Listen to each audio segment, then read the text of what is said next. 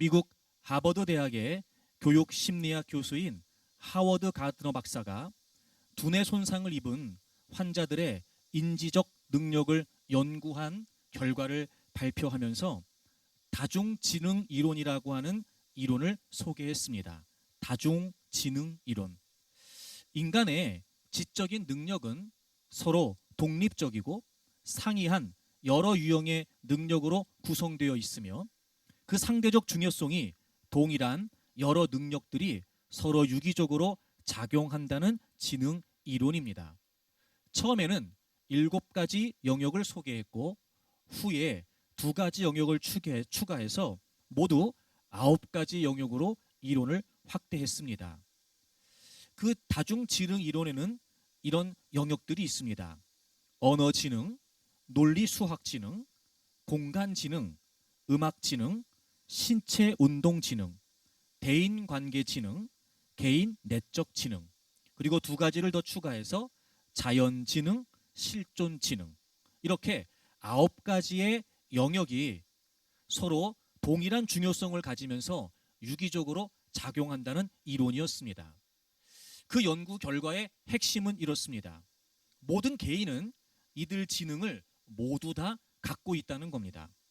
그리고 이러한 여러 지능이 합해져서 고유한 방식을 가진 한 사람의 개인을 형성한다는 거지요.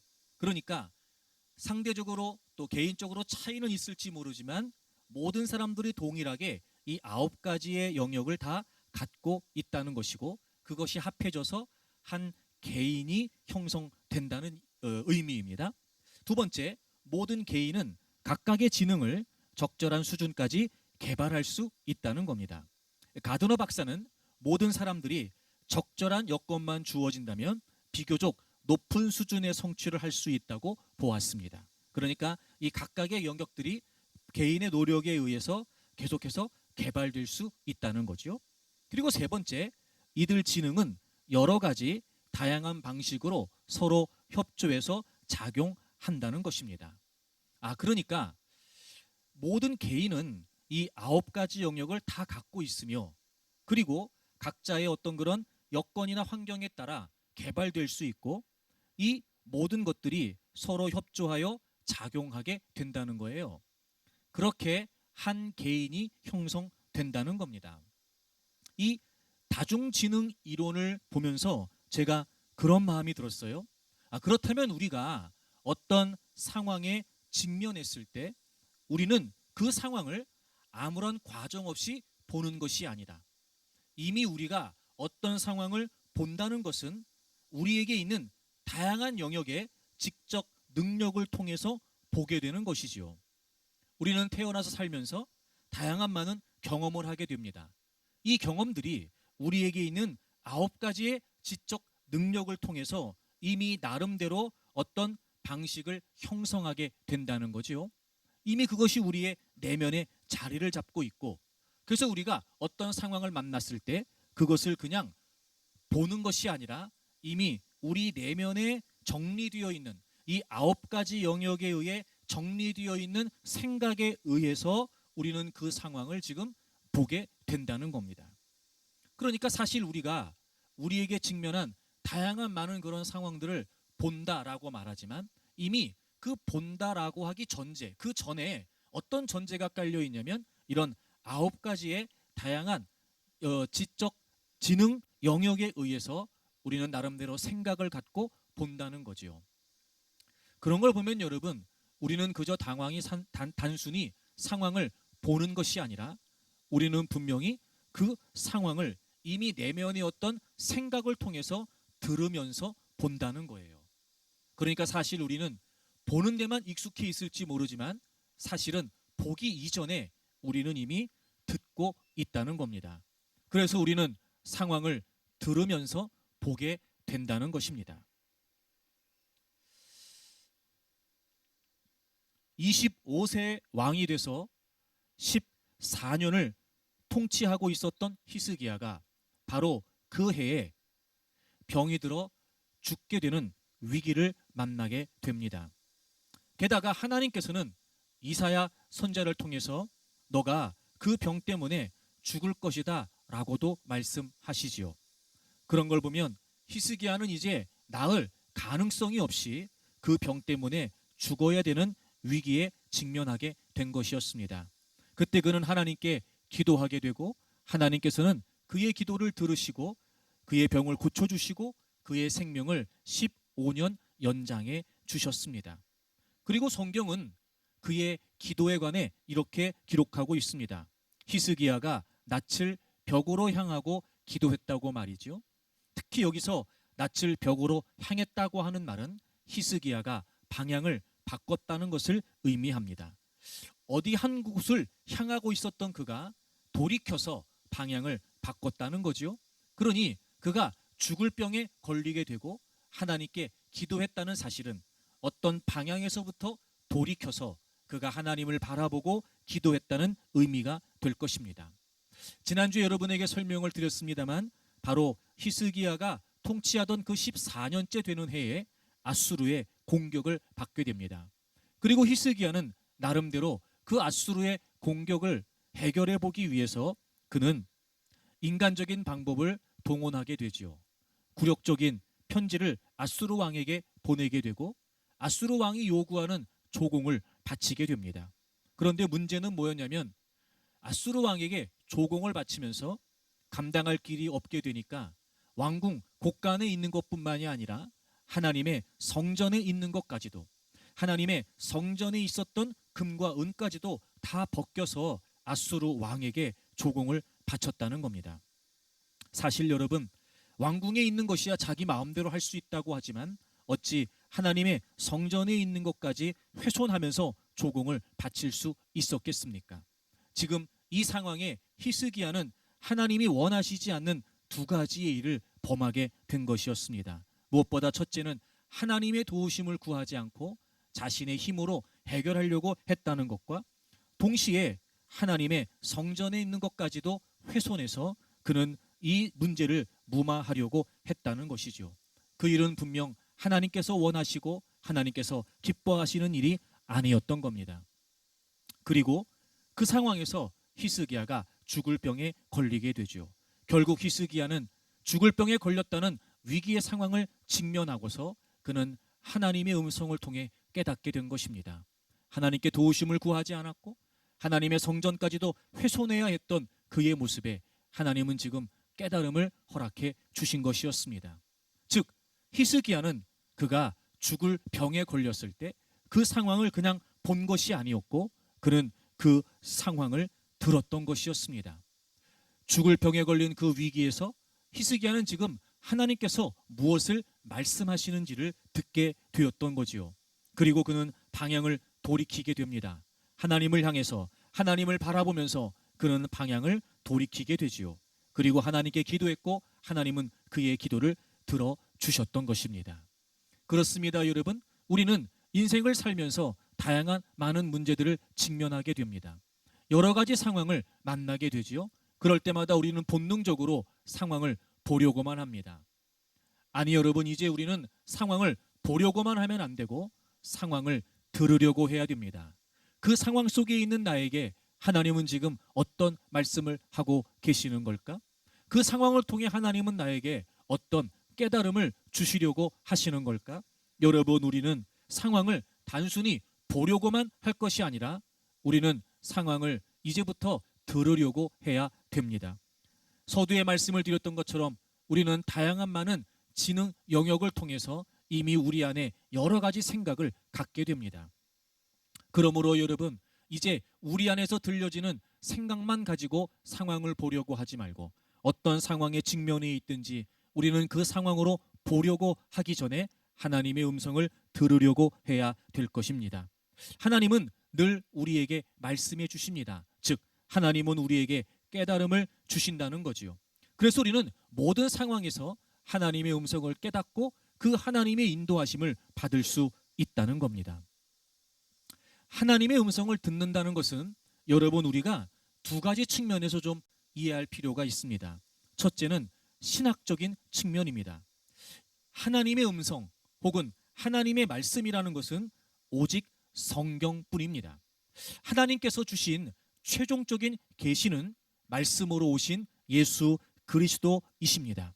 그러므로 성경은 하나님의 권위를 갖습니다. 최고의 권위, 절대적인 권위를 갖습니다. 그래서 우리의 믿음의 최종적인 근거는 하나님의 말씀이며 우리의 삶의 유일한 기준 또한 하나님의 말씀입니다. 즉 하나님의 음성을 듣는다 혹은 하나님의 말씀을 듣는다 했을 때 가장 중요한 전제는 성경이 바탕이 된다는 것입니다. 또 하나 신앙적인 측면에서 이해를 할 필요가 있습니다. 신앙적인 측면에서 하나님의 음성을 듣는다는 것은 무슨 의미냐면 바로 말씀을 통해서 성경을 통해서 하나님의 뜻을 알게 되는 영적인 깨달음이 주어진다는 것입니다. 신학적인 측면과 신앙적인 측면 이 두 가지를 종합해 볼 때 우리는 우리에게 주신 최종적인 계시인 성경을 통해서 우리가 살아가고 있는 다양한 많은 삶의 현장에 하나님의 뜻을 깨닫게 된다는 것이죠. 그것이 바로 하나님의 음성을 듣는다는 것입니다.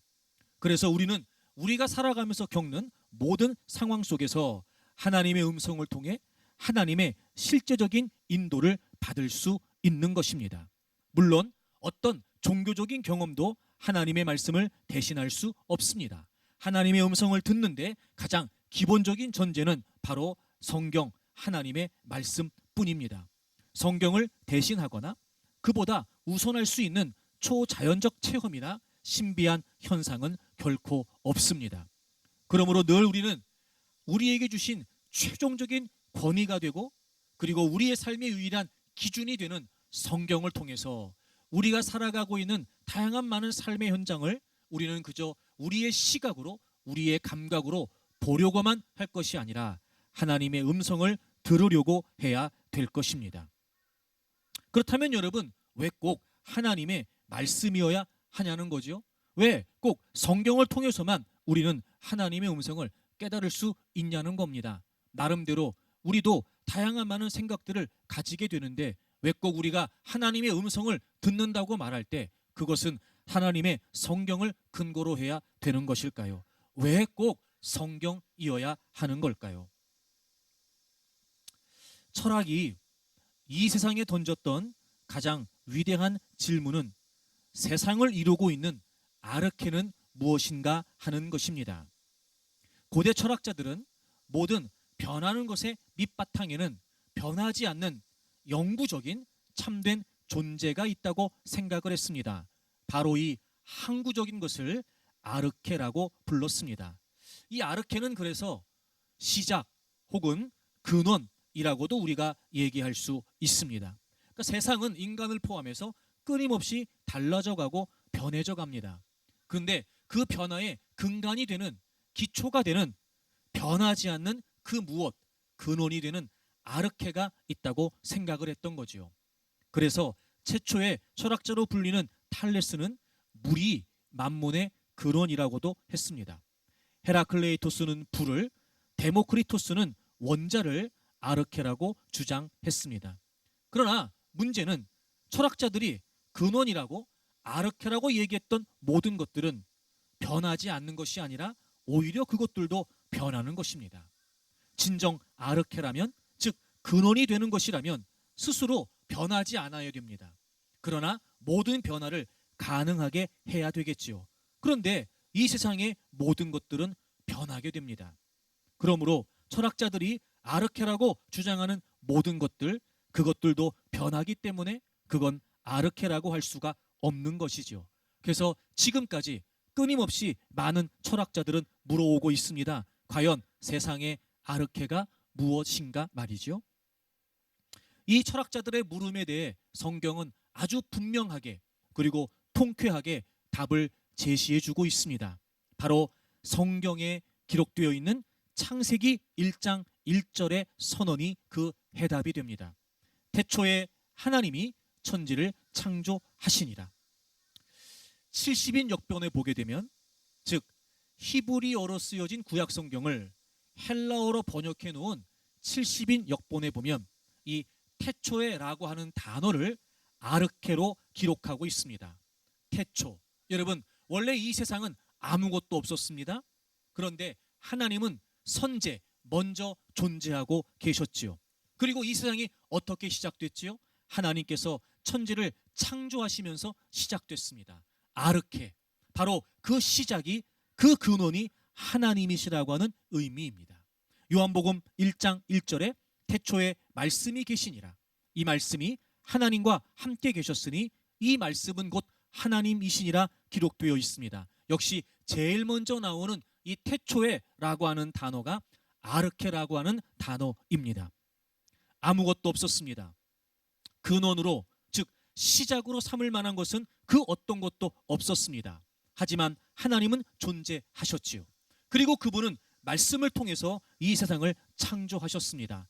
무의 상태에서 유의 세계가 출현된 것이지요.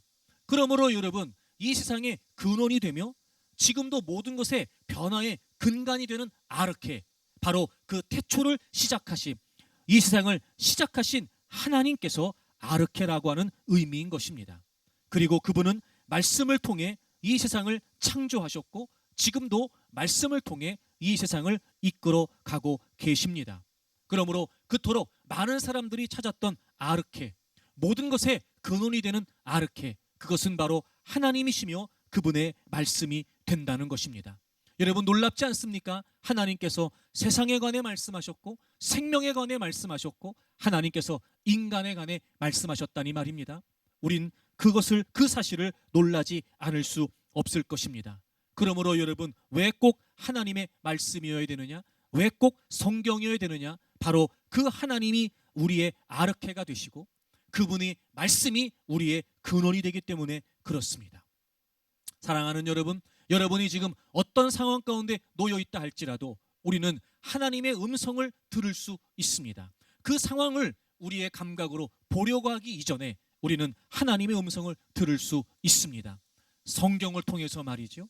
하나님께서 우리에게 주신 이 성경을 통해서 말입니다. 우리는 그 상황에 얼마든지 하나님의 음성을 듣고 깨달으면서 하나님의 인도하심을 받을 수 있습니다. 그러니 사랑하는 여러분, 이제부터 상황으로 보려고만 하지 마십시오. 그 상황으로 들으려고 하십시오. 성경을 통해서 하나님의 음성을 깨달기 위해 힘쓰십시오. 그러려면 우리는 더 성경에 집중해야 될 것입니다. 그런데 우리가 이 하나님의 음성을 듣는다라고 말할 때 저를 포함해서 우리 모두가 갖고 있는 한 가지 오해가 있는 것 같아요. 이런 거예요. 하나님께서 나 같은 사람에게도 말씀하실까? 이런 거 말입니다. 우리는 대부분 많은 사람들이 그런 생각을 하지요. 아, 나는 참 부족해. 아유, 나는 참 믿음도 연약해. 또 나는 잘못한 게 참 많아. 아이고, 내가 하나님 앞에 부끄러운 일이 어디 한두 가지여야지. 그런데 이런 나 같은 존재에게도 하나님이 말씀하실까? 그건 무슨 좀 거룩한 사람이나 혹은 무슨 신령한 사람이나 하나님이 이런 사람들에게만 말씀하시는 것이 아닐까? 우리는 이런 생각을 갖기도 합니다. 그래서 나 같은 사람에겐 하나님이 말씀하시지 않는다라고 하는 오해를 하고 있다는 거지요. 그런데 여러분, 사실 정말 그럴까요? 답을 먼저 말씀드린다면 그렇지 않습니다. 왜냐하면 여러분, 만약에 그렇다면 아담과 하와는 선악과를 따먹은 이후부터 하나님과 아무런 대화도 하지 못했어야 했습니다. 그러나 그렇지 않았습니다. 하나님은 죄를 짓고 숨어있는 아담에게도 말씀하셨습니다. 아담을 찾으셨습니다. 그의 이름을 부르시면서 너 어디 있냐? 이렇게 말씀하셨습니다. 그리고 아담이 그 하나님의 말씀에 답을 했다는 걸 보면 아담 역시 하나님의 말씀을 들을 수 있었다는 거지요. 하나님, 제가 두려워서 지금 숨어 있습니다. 이렇게 아담이 대답을 했다는 겁니다. 그리고 여러분, 동생을 죽인 가인 있지 않습니까? 하나님은 그 가인에게도 말씀하셨습니다. 하나님께서 가인에게 물으세요. 너 아우 아벨이 어디 있냐? 그랬더니 가인이 대답을 합니다. 하나님, 내가 모릅니다. 내가 내 동생을 지키는 사람입니까? 이렇게 하나님께 이야기를 하지요. 여러분, 그렇습니다. 우리는 나름대로 우리의 기준을 갖고 믿음이 좋고 또 믿음이 뛰어나고 어떤 신령한 은사를 받고 혹은 어떤 거룩한 행동을 하면서 그런 특별한 사람들만 하나님이 말씀해 주시는가?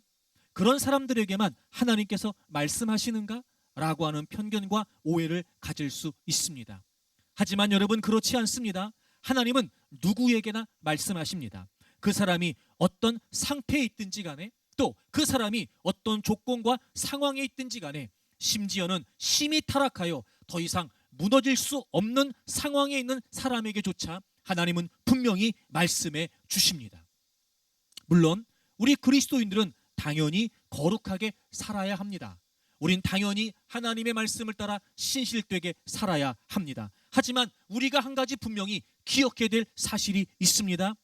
우리가 거룩하기 때문에, 거룩하게 살기 때문에 하나님께서 말씀하시는 것이 아니라, 우리가 하나님 그분의 자녀이기 때문에 우리에게 말씀하신다는 것입니다.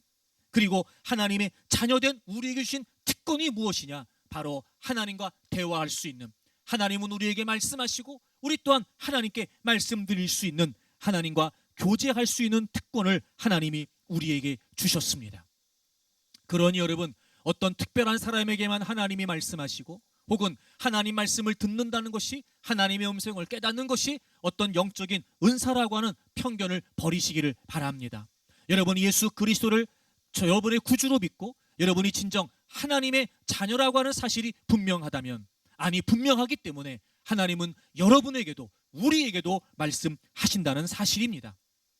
그리고 반드시 성경을 통해 하나님이 우리에게 깨달음을 주시기 때문에, 이제 예수 그리스도 안에서 회복된 그 하나님과의 친밀함 안에서 우리가 매일 매순간 그분 간의 친밀한 관계를 추구해 간다면, 성경을 통해서 성경을 읽고 설교를 듣고 이렇게 하나님의 말씀이 중심이 되어서 그분과 지속적으로 친밀한 관계를 추구해 간다면, 얼마든지 하나님은 우리에게 말씀해 주시고 우린 그분의 말씀을 들을 수 있습니다.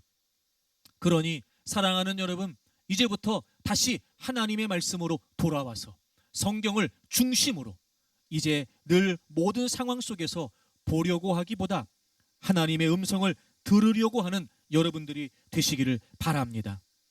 그래서 여러분, 우리가 하나님의 말씀을, 하나님의 음성을 모든 상황에서 들어야 되는 것이었습니다. 그럼 우리가 왜 하나님의 음성을 들어야 되느냐? 우리가 왜 상황을 보려고 하기 전에 먼저 상황을 들어야 되느냐? 지난 주일에 첫 번째 말씀을 함께 드렸는데요, 그것은 바로 우리가 하나님의 말씀을 통해서 갈 길을 알게 되기 때문에 그렇습니다. 여러분, 사실 우리가 여러 가지 많은 상황에 직면해 있을 때 말입니다, 우리가 그 모든 상황들이 문제라고 여겨지는 이유가 무엇입니까? 그것은 바로 그 상황에서 우리가 무엇을 해야 되는지, 도대체 우리가 어디로 가야 되는지, 우리가 갈 길과 할 일이 우리에게 막막하기 때문에 우리는 우리가 직면한 상황을 문제로 여기게 되는 것이었습니다. 그런데 하나님 말씀을 듣게 되면, 그 상황을 통해 하나님의 음성을 듣게 되면 우리는 분명히 갈 길을 알게 되는 것입니다. 그렇습니다. 여러분, 하나님의 말씀은 우리에게 갈 길을 제시해 주십니다. 내 발에 등이 되고 내 길에 빛이 됩니다. 그러니 여러분, 하나님 말씀을 들어야 우리가 무엇을 해야 될지, 우리가 어디로 가야 될지를 볼 수 있게 되는 것입니다. 그래서 하나님 말씀을 통해 우리의 갈 길이 확실하게 되면 우리는 모든 방황을 끝낼 수 있습니다. 그래서 하나님 말씀을 들을 때 우리가 어디로 가야 되는지, 무엇이 참이고 무엇이 거짓인지, 어떤 길이 생명길이며 어떤 길이 사망길인지를 우리가 분명히 알 수 있습니다. 그러니 여러분, 하나님의 말씀을 통해 상황을 들으십시오. 그리고 여러분의 모든 방황을 끝내고 이제는 하나님이 우리에게 주신 그 갈 길을, 확실한 그 갈 길을 따라 가십시오. 문제라고 여겨졌던 것이 풀려질 것입니다. 막막했던 우리의 현실에 소망을 품을 수 있게 될 것입니다. 그러니 여러분, 하나님의 말씀을 통해서 이제 모든 상황을 들으십시오. 그리고 하나님이 말씀을 통해 깨닫게 해주시는 그 갈 길, 바로 그 갈 길을 여러분 확실히 믿으시기를 바랍니다. 그렇게 확실한 갈 길을 찾음으로 방황을 끝내고 이제 우리가 직면하고 있는 모든 현실의 상황에서 하나님의 음성을 통해, 하나님의 말씀을 통해, 그 깨달음을 통해 여러분의 인생이 더 힘있게 전진해 갈 수 있기를 바랍니다. 그렇게 우리는 상황을 통해서 듣습니다. 하나님의 말씀을 듣지요. 그래서 확실한 갈 길을 우리가 알게 됩니다. 그럼에도 불구하고 여러분, 우리 모두가 갖고 있는 한 가지 아주 중요한 딜레마가 있습니다. 바로 그것은 갈 길이 확실하지만 우리에게는 갈 길만 보이는 것이 아니라 가고 싶은 길도 보인다는 거예요. 우리가 상황을 통해 하나님의 음성을 깨달을 수 있습니다. 그래서 확실히 할 일을 알게 될 수도 있지요. 그런데 우리의 딜레마는 뭐냐면 할 일만 보이는 것이 아니라 하고 싶은 일도 보인다는 것입니다. 즉, 여러분, 우리가 상황을 통해 듣습니다. 그래서 갈 길을 확실히 알게 되지요. 이제 우리는 그 확실한 갈 길만 가면 됩니다. 근데 문제는 뭐냐면 그 갈 길에서 우리를 이탈하게 하기 위한 유혹이 역시 존재한다는 겁니다. 갈 길만 있는 것이 아니라 가고 싶은 길도 있다는 거예요. 할 일만 보이는 것이 아니라 하고 싶은 일도 보인다는 겁니다. 어쩌면 갈 길이 확실했기 때문에 이제는 방황을 끝낼 수 있겠다라는 생각이 우리에게 들지도 몰라요. 하지만 우리에게는 끊임없이 가고 싶은 길이 보이고 하고 싶은 일이 보이면서 여러분, 우리는 유혹을 받을 수 있다는 것입니다. 우리 성경을 좀 하나 찾아보겠습니다. 시편 119편 37절입니다. 시편 119편 37절에 보시면 내 눈을 돌이켜 허탄한 것을 보지 말게 하시고, 시편 기자가 하나님께 이렇게 고백을 해요. 내 눈을 돌이켜 허탄한 것을 보지 말게 하시고. 그러니까 이 말은 즉 무슨 의미예요? 지금 내가 확실히 갈 길이 있어요. 그래서 갈 길이 보여요. 근데 문제는 뭐냐면 갈 길만 보이는 것이 아니라 가고 싶은 길도 보이는 거예요. 허탄한 것이 보이는 거예요. 그래서 하나님, 제발 제가 허탄한 것을 보지 않도록 내가 가야 될 갈 길, 그 확실한 갈 길만 좀 볼 수 있도록 하나님 저를 좀 도와주십시오. 이렇게 지금 시편 기자가 하나님께 기도하고 있는 것입니다. 그렇습니다, 여러분. 우리가 아무리 하나님의 음성을 통해 확실히 갈 길을 알게 되었다 하더라도 여러분, 우리에게는 가고 싶은 길이 보이는, 허탄한 것들이 보이는 유혹이 끊임없이 있다는 것을 잊지 말아야 될 것입니다. 그래서 여러분, 우리는 그 유혹 속에서 그럼에도 불구하고 확실한 갈 길을 가기 위해 힘써야 될 것입니다. 역시 여러분, 우리가 그 유혹을 이겨낼 수 있는 방법이 말씀을 통해 그 확실한 갈 길을 확신하는 것입니다. 하나님께서 우리 인간을 만드시고 모든 것을 다 갖고 누리라고 복을 주시지요. 그리고 동시에 하나님께서는 아담과 하와에게 선악을 알게 하는 나무의 열매는 따먹지 말라고 명령을 하셨습니다. 그래서 그들은 그 나무를 볼 때마다, 그 선악과를 볼 때마다 아, 그래, 저건 따먹으면 안 되는 거야, 이런 생각을 하고 살았을 것입니다. 그런데 어느 날 사단이 그들을 유혹하기 위해 다가오지요. 하와에게 하나님이 그걸 먹으면 진짜 죽는다고 하셨냐, 이렇게 의문을 품게 합니다. 약간 의심을 하고 있었던 하와에게 사단이 이야기하지요. 먹어도 죽지 않는다, 이렇게 말입니다. 사실 하나님은 분명히 따먹으면 죽는다고 하셨는데 하와는 죽는지 안 죽는지 잘 모르겠어, 이렇게 의심을 품게 됐고, 사단은 먹어도 죽지 않는다고 단정지어서 하와에게 말하게 됩니다. 그 유혹에 넘어져서 하와는 선악과를 따먹게 되고 아담도 같이 따먹게 되고, 그렇게 인류는 타락의 길에 접어들게 된 것입니다. 왜 하와가 그 유혹을 이기지 못했던 걸까요? 여러분, 왜 하와가 그 유혹을 벗어나지 못했던 걸까요? 그것은 바로 하나님은 분명히 그 선악과를 따먹으면 죽는다고 확실하게 말씀하셨음에도 불구하고 하와는 그 확실한 하나님의 말씀을 확신하지 못했기 때문이었습니다. 만약에 사단이 그에게 유혹하기 위해 다가왔을 때 그가 확실한 하나님의 말씀을 확신하고 있었다면 누가 뭐라고 해도 하나님이 먹으면 죽는다고 하셨으니까 이미 말씀하셨던 그 확실한 말씀을 그가 확신하고 있었다면 얼마든지 그 사단의 유혹을 뿌리칠 수 있었을 것입니다. 그런데 하와는 확실한 하나님의 말씀을 확신하지 못했던 거였습니다.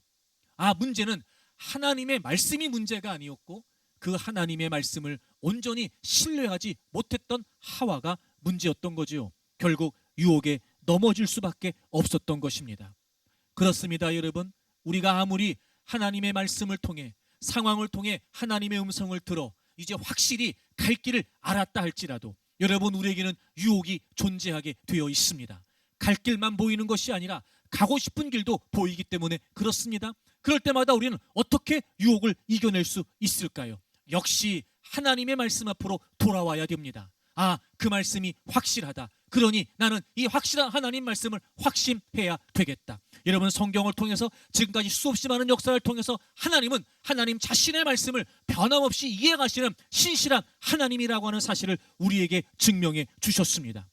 그러니 여러분, 어떤 유혹이 다가온다 할지라도 반드시 여러분은 확실한 하나님의 말씀을 확신하시기를 바랍니다. 그리고 우리에게 주어지는 그 모든 유혹들을 이겨낼 수 있기를 바랍니다. 그리고 우리가 마땅히 가야 될, 우리가 마땅히 해야 될 갈 길과 할 일, 그 확실한 인생을 살아가는 여러분들이 되시기를 바랍니다. 그러니 우리에게는 성경이 중요합니다. 더없이 하나님의 말씀이 중요합니다. 확실한 갈 길을 알기 위해서도 말씀이 중요합니다. 우리는 어떤 유혹 속에서도 그 확실한 갈 길을 확신하기 위해서도 역시 하나님의 말씀은 중요합니다. 어떤 유혹이 있다 할지라도 저는 여러분들이 하나님의 말씀을 통해 하나님의 음성을 깨우치고 확실한 하나님의 말씀을 확신하면서 어떤 유혹도 이겨내는 여러분들이 되시기를 바랍니다. 그럼 여러분, 우리에게 다가오는 이 유혹의 실체가 무엇일까요? 우리는 끊임없이 이런 유혹에서 자유할 수 없는 존재인데 말입니다. 그런 유혹의 실체는 과연 무엇일까요? 우리 성경을 좀 찾겠습니다. 야고보서 1장을 좀 보겠습니다. 야고보서 1장 14절을 보시면 오직 각 사람이 시험을 받는 것은 자기 욕심에 끌려 미혹됨이니 이렇게 되어 있어요. 각 사람이 시험을 받는 것, 여기에 시험이라고 번역된 이 단어는 유혹이라고 하는 의미입니다. temptation, 유혹이라는 의미예요. 각 사람이 유혹을 받는 것은 자기 욕심에 끌려 미혹된다는 겁니다. 여러분, 여기서 미혹이라는 의미는 마음이 흐려져서 무엇인가에 홀린다 이런 뜻이에요. 여러분의 이해를 돕기 위해 좀 비유를 들자면, 여러분, 우리가 왜 낚시를 할 때 물고기를 낚기 위해서 그 낚시바늘에 미끼를 끼지요. 그러니까 이런 의미예요. 우리가 유혹에 빠지는 것은 자기 욕심이 미끼가 되어서 여러분, 우리가 그 무엇인가에 홀리게 된다는 거예요. 미혹된다는 거예요. 그래서 우리가 유혹에 빠지게 된다는 거죠. 여러분, 그런 걸 보면 유혹의 실체가 무엇입니까? 바로 자기 욕심입니다. 이 욕심이라고 하는 단어가 어떤 의미인가 찾아봤더니 이렇게 되어 있더라고요. 눈에 보이는 것은 무엇이든지 갖고 싶은 거예요. 즉, 보여지는 대로 하고 싶은 겁니다. 보여지는 대로 갖고 싶은 거고 보여지는 대로 하고 싶은 겁니다. 그게 바로 유혹이었습니다. 그렇습니다, 여러분. 우리가 눈에 보여지는 대로 갖고 싶은 욕심을 갖고 살아요. 그건 누구나 다 어쩔 수 없는 일입니다. 그럴 때 우리가 어떻게 해야 되느냐? 이 우리의 눈에 보여지는 것은 무엇이든지 그대로 하고 싶은 우리의 욕망과 우리의 욕심이 우리는 하나님의 말씀으로 제어를 받아야 됩니다. 즉, 말씀으로 우리가 절제를 해야 된다는 거죠. 그럴 때 우리는 우리의 욕심에 이끌리지 않고, 즉 유혹에 빠지지 않고 말씀을 통해 하나님이 우리에게 원하시는, 말씀을 통해 하나님께서 우리에게 원하시는 대로 우리가 살아갈 수 있다는 겁니다. 그러니 여러분, 더더욱 우리에게는 하나님의 말씀이 소중하고 더더욱 우리에게는 하나님의 말씀이 중요하다는 것입니다. 여러분, 우리는 끊임없이 우리가 인생을 살아가는 현장에서 다양한 많은 문제에 직면하게 됩니다. 우리는 그 상황을 통해 하나님의 말씀을 듣게 되죠. 그래서 갈 길을 확실히 우리가 알게 되기도 합니다. 그러나 그럼에도 불구하고 우리에게는 끊임없이 유혹이 주어지게 됩니다. 그때마다 여러분, 우리는 하나님의 말씀을 통해 우리의 유혹을 이겨낼 수 있어야 됩니다. 갈 길을 확신하면 방황이 끝나게 됩니다. 그리고 갈 길을 확신하면 유혹을 이길 수 있습니다. 우리의 인생에 주어진 다양한 많은 상황 속에서 우리가 고민하고 우리가 갈등하고 우리가 힘겨워할 수밖에 없는 일, 그럼에도 불구하고 우리가 하나님의 음성을 듣고 하나님의 음성을 깨달음으로 말미암아 갈 길이 확실하면 방황을 끝낼 수 있고, 갈 길을 확신하면 유혹을 이길 수 있습니다. 그리스 신화에 보면 사이렌의 전설 이야기가 나옵니다. 이 사이렌은 상반신은 여자이고 몸통은 새이며 하반신은 물고기 모습을 한 요정입니다.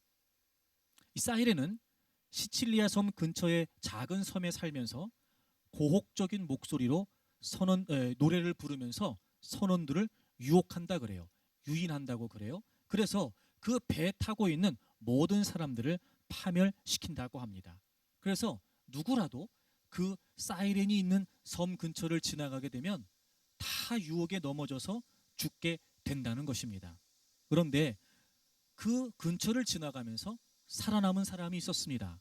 바로 오르페우스였습니다.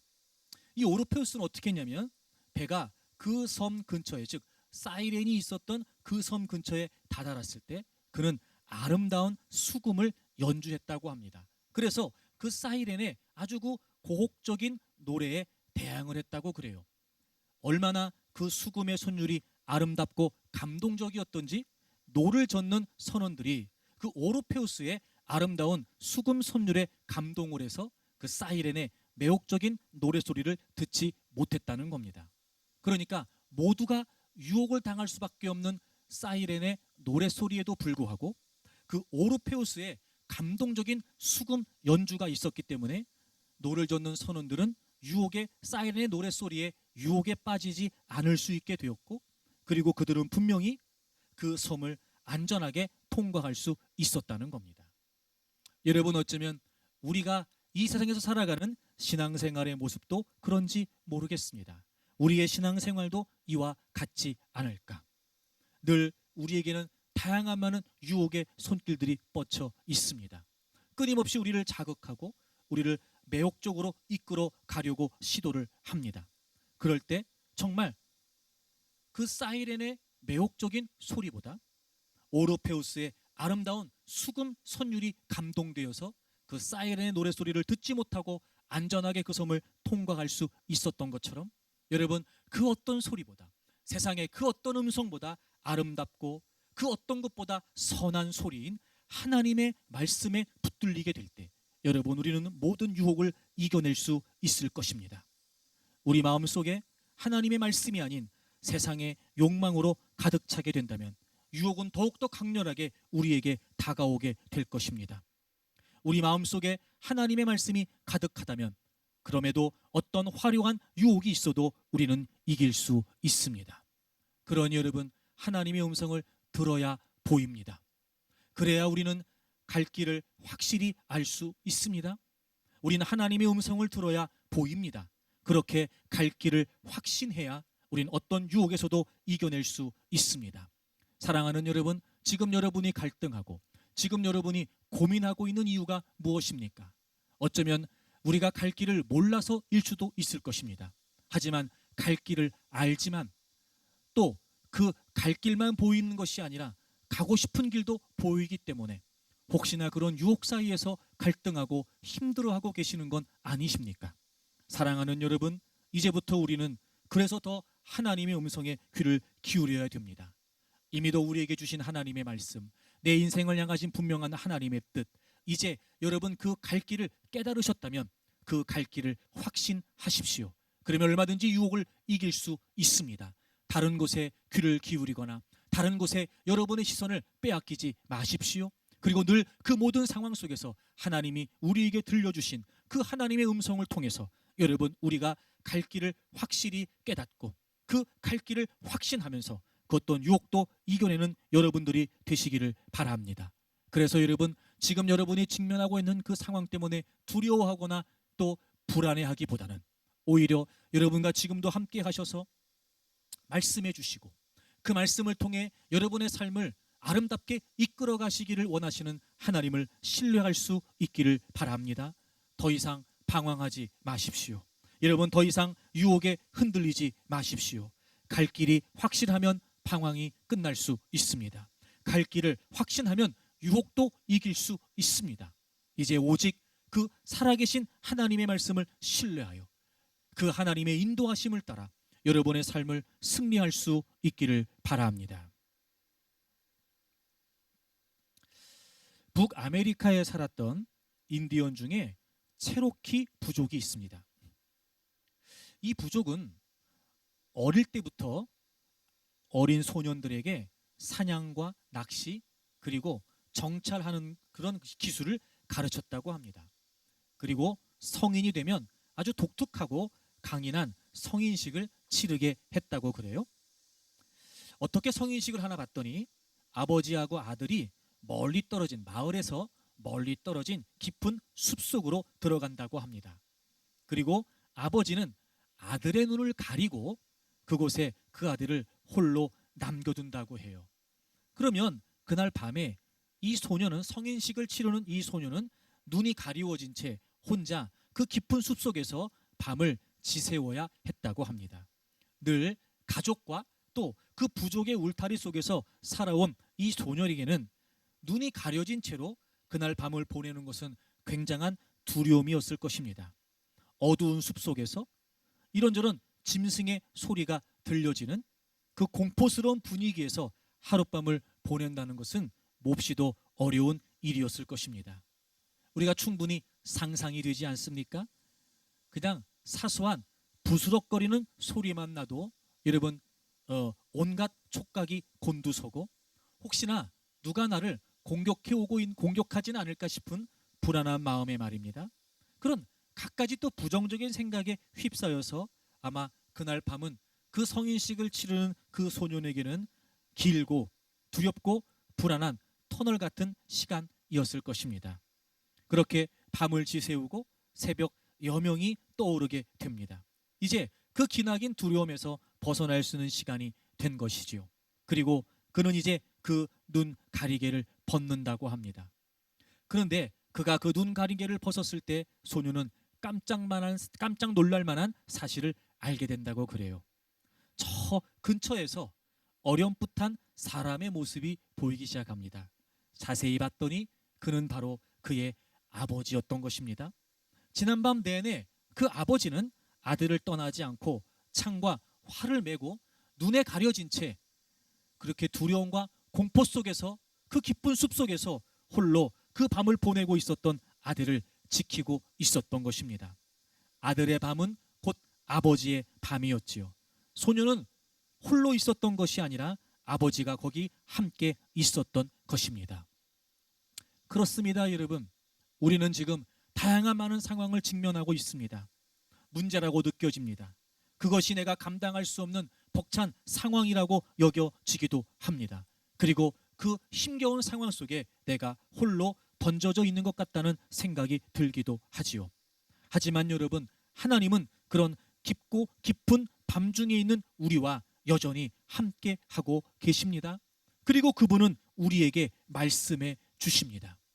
여러분, 말씀으로 오셔서 우리와 함께 하시는 그 하나님, 변함없이 우리와 함께 하시는 그 하나님, 우린 얼마든지 그분을 신뢰할 수 있습니다.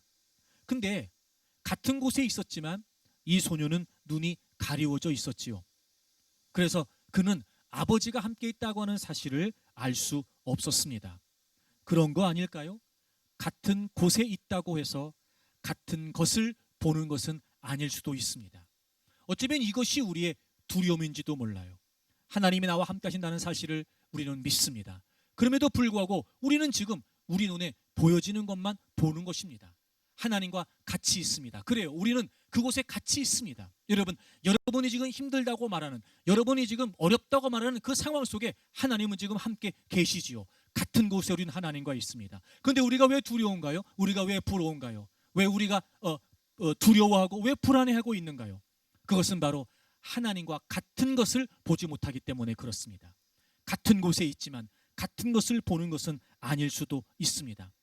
그래서 하나님께서는 우리에게 말씀해 주십니다. 비록 우리의 감각으로는, 우리의 시각으로는, 우리의 어떤 지적인 능력으로는 다 볼 수 없습니다. 그래서 하나님은 우리에게 말씀해 주세요. 우리와 같은 곳에, 그곳에, 여러분의 삶의 현장에 함께 하시는 그 하나님께서는 지금 여러분에게 말씀해 주십니다. 그래서 우리가 보는 것만 보고 두려워하고 불안해할 수 있을 때 하나님께서는 우리의 인생을 펼쳐가시면서 우리의 인생을 계획하시고 이끌어가시면서 이미도 보고 계시는 그 분명한 하나님의 관점으로, 그 분명한 하나님의 비전을 볼 수 있도록 하나님은 우리에게 말씀해 주신다는 것입니다. 여러분, 들으면 보입니다. 먼저 상황으로 보려고 하지 말고 상황으로 들으려고 하십시오. 그러면 아마 끝이라고 보였던 그것이 바로 시작이라고 보일 것입니다. 절망이라고만 생각됐는데 희망이 보일 수도 있습니다. 나는 정말 아픔과 상처뿐이다 라고 생각할 수 있지만 여러분, 그것이 축복이었다는 사실이 보이게 될 것입니다. 더 이상 불행한 인생이 아니라 내 인생은 행복한 인생이라고 하는 사실을 알게 될 것입니다. 같은 곳에 하나님은 여러분과 함께 하십니다. 이제 그 하나님과 같은 것을 보기 위해 그분의 말씀에 귀를 기울이십시오. 더 성경에 집중하십시오.